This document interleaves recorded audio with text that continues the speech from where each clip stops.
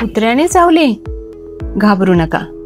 मी doctor प्रतिमा गेडाम तुमच्या छोट्या छोट्या शंकांचं निरसन करण्यासाठी इथे आली आहे.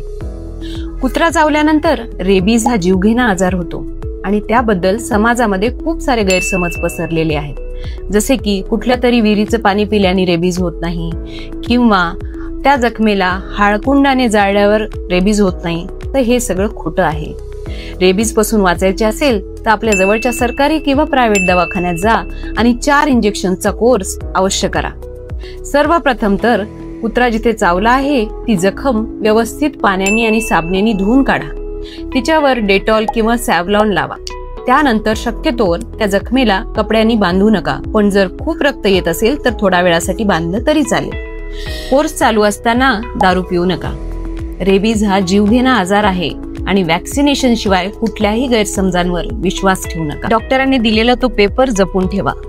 अशा खूप साऱ्या महत्त्वाच्या माहितीसाठी मला फॉलो करा. थँक्यू.